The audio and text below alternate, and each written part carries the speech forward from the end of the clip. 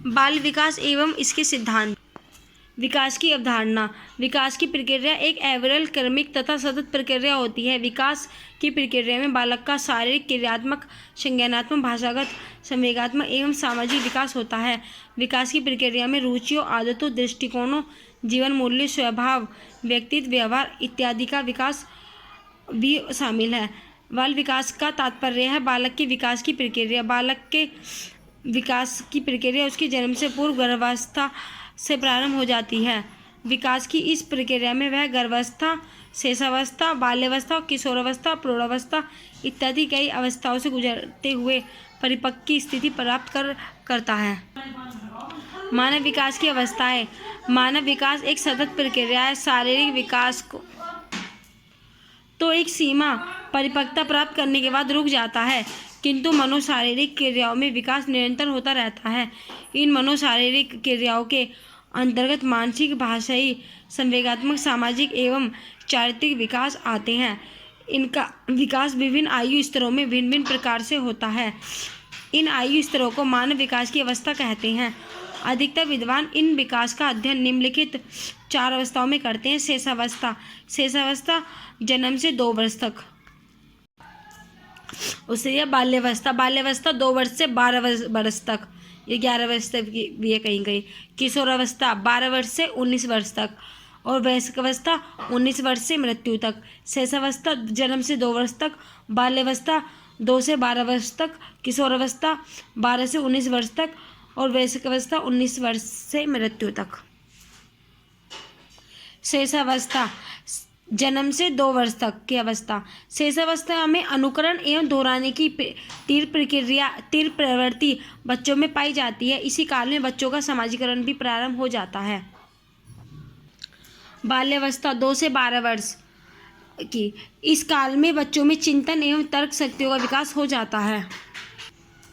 किशोरावस्था 12 वर्ष से 19 वर्ष तक की इस अवस्था को किशोरावस्था कहा जाता है। यह वह समय है जिसमें व्यक्ति बाल्यावस्था से परिपक्वता की ओर उन्मुख होता है। इस अवस्था में किशोरों की लंबाई एवं भार दोनों में वृद्धि होती है, साथ ही मांसपेशियों में वृद्धि होती है। 12 से 14 वर्ष की आयु के बीच लड़कों की अपेक्षा लड़कियों की लंबाई एवं मांसपेशियों में तेजी से वृद्धि होती है। 14 से 19 वर्ष की आयु के बीच लड़कियों की अपेक्षा लड़कों की लंबाई एवं मांसपेशियां तेजी से बढ़ती हैं। इसी काल में प्रजनन अंग विकसित होने लगते हैं एवं उनकी काम की मूल प्रवृत्ति जागृत होती है। इस अवस्था में किशोर किशोरियों की बुद्धि का पूर्ण विकास हो जाता है। उनके ध्यान केंद्रित करने की क्षमता बढ़ जाती है, स्मरण शक्ति बढ़ जाती है एवं उनमें स्थायित्व आने लगता है। इस अवस्था में मित्र बनाने की प्रवृत्ति तीव्र होती है एवं मित्रता में प्रगाढ़ता भी इस दौरान सामान्य सी बात है। इस तरह इस अवस्था में व्यक्ति के सामाजिक संबंधों में वृद्धि होती है। यौन समस्या इस अवस्था की सबसे बड़ी समस्या है। इस अवस्था में नशे या अपराध की ओर उन्मुख होने की अधिक संभावना रहती है। इसलिए इस अवस्था को जीवन के तूफान का काल भी कहा जाता है।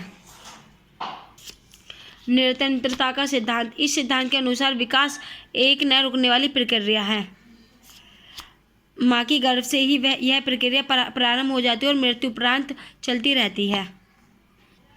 एकीकरण का सिद्धांत। विकास की प्रक्रिया एकीकरण के सिद्धांत का पालन करती है। इसके अनुसार बालक पहले संपूर्ण अंग की ओर और फिर अंग के भागों को चलाना सीखता है। इसके बाद वह इन भागों को एकीकरण करना सीखता है। सामान्य से विशेष